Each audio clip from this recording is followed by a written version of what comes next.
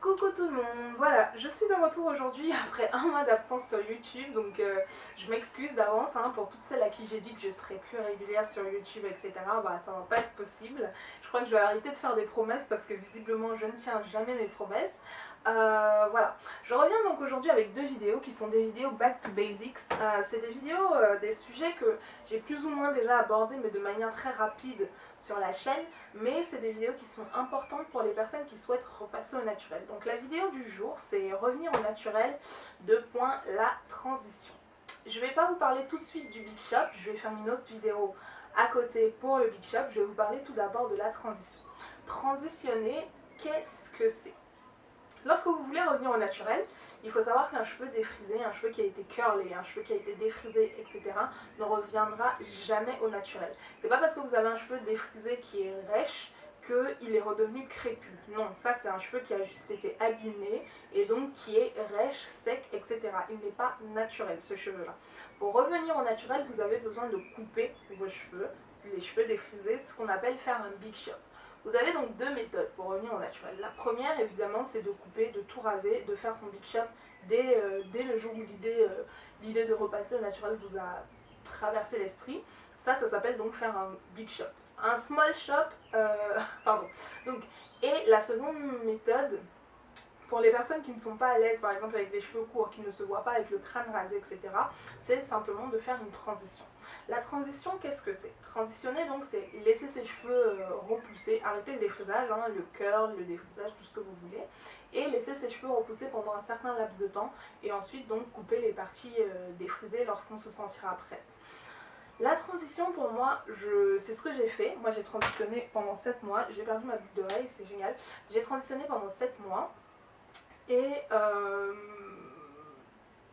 on va dire la transition pour moi, je trouve en tout cas que c'est la méthode la plus difficile pour repasser au naturel. Mais en même temps c'est la méthode des froussardes comme moi. Pourquoi? La transition vous laisse un certain laps de temps, c'est-à-dire que vous avez toujours vos longueurs défrisées, vous avez le temps de voir venir avec vos racines, etc. Vous pouvez en prendre soin et tout et tout. Et ça vous laisse le temps de réfléchir, de vous dire est-ce que je veux vraiment le faire, est-ce que je suis prête à repasser au naturel, est-ce que je suis prête à couper mes cheveux, etc. etc. Si vous n'êtes pas prête à arrêter de vous défriser les cheveux, ce sera toujours, à un moment donné, il sera toujours temps de les redéfriser ou de les recurler, etc. etc. Mais si vous êtes prête, à un moment donné, vous le sentirez, vous vous lèverez un jour, vous en aurez marre d'avoir deux textures sur la tête et vous couperez tout. La transition, c'est pas facile. Pourquoi? Simplement parce que vous vous retrouvez avec deux textures de cheveux sur la tête qui sont bien différentes et en plus deux textures de cheveux où il va falloir en privilégier qu'une seule, c'est-à-dire les racines. Il va falloir donc effectivement privilégier l'hydratation de vos racines pour que les cheveux qui sont en train de pousser soient bien portants entre guillemets et qu'ils poussent donc de manière correcte. Et généralement lorsqu'on fait ça, on se retrouve avec les cheveux défrisés qui commencent à être les longueurs défrisées qui commencent à s'abîmer. Donc vous allez avoir les cheveux parfois très très rêches. Très dur à coiffer, généralement vous ne savez pas trop vous y prendre parce qu'évidemment c'est le début, ce qui est tout à fait normal, et voilà, vous vous retrouvez un peu démunis. Du coup, généralement certaines personnes se disent non, moi je vais transitionner pendant 2 ans, 3 ans, le temps d'avoir une bonne longueur avant de couper. J'ai vu très peu de personnes. Il y a une youtubeuse il y a une youtubeuse, à savoir Fusion of Culture, qui a réussi à faire une transition de 2 ans, mais elle, je sais pas comment elle a tenu, mais vous trouverez très rarement des personnes qui réussissent à tenir plus de 2 ans en transition. Donc moi j'ai tenu 7 mois, à l'époque où je repassais au naturel, au bout de 7 mois je n'en pouvais plus. C'est-à-dire que j'en avais marre, j'ai demandé à ma soeur de tout couper, tout couper, tout couper. Voilà. Donc, quels sont les moyens pour réussir, entre guillemets, donc, votre transition? Comme je vous l'ai dit, le truc le plus important, enfin le point le plus important au cours d'une transition, c'est vraiment de privilégier l'hydratation pour vos racines. L'hydratation, enfin c'est à ce moment-là que vous apprenez en fait à trouver les soins qui s'adaptent le mieux à votre texture de cheveux. Donc vous apprenez à faire vos masques, vous apprenez à hydrater vos cheveux, à quelle fréquence vous pouvez les hydrater, etc. sans qu'ils aient l'air trop rêches et tout. Quelle sorte de shampoing vous pouvez utiliser pour que vos racines ne soient pas trop sèches, etc. Et enfin, le second point le plus important, c'est donc les coiffures que vous pouvez réaliser lorsque vous êtes en transition. Le meilleur ami des transitionneurs, c'est les coiffures bouclées. ce sont les boucles. Simplement pourquoi? Parce que vous avez deux textures qui sont complètement différentes, une crépue, une lisse, et il faut trouver donc un juste milieu entre les deux, quand vous n'avez pas envie de faire de rajout ou autre. Et donc les coiffures bouclées sont le compromis entre ces deux coiffures là.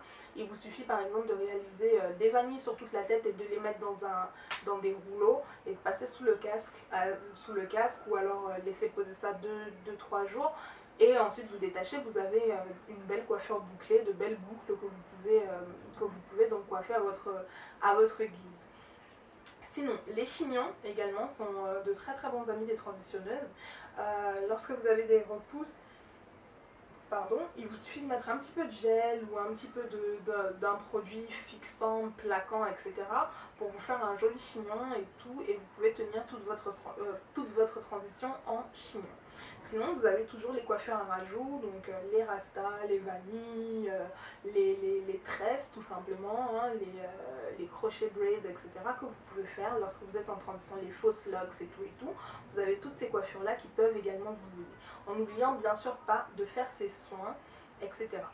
Vous pouvez également utiliser une autre méthode que je ne recommande pas forcément parce que je trouve qu'elle va vous maintenir dans les mauvaises habitudes, à savoir toujours avoir l'habitude d'avoir un cheveu lisse, c'est-à-dire que vous pouvez utiliser votre sèche-cheveux et vous étirez les cheveux simplement pendant la transition, voilà. Je ne recommande pas cette méthode-là simplement parce que la chaleur, on le sait, ça abîme les cheveux, mais surtout parce que ça va vous habituer, ça vous maintient dans cette habitude-là d'avoir toujours une texture raide sur le cheveu. Donc ça va vous maintenir dans l'habitude de passer vos doigts dans les cheveux comme ça, ou passer un peigne pas forcément adapté, ou des choses comme ça. Alors que le but de cette transition-là, justement, c'est de petit à petit vous habituer à avoir une texture un petit peu plus crépue, un petit peu plus corsée que ce que vous aviez lorsque vous avez les cheveux défrisés. Voilà, donc ça c'est ce qui en est pour la transition. Si vous avez des questions à me poser ou si vous estimez que j'ai oublié certains points, n'hésitez pas à me le faire savoir en commentaire. Je vous fais de gros bisous et puis je vous souhaite de passer une excellente soirée. Salut!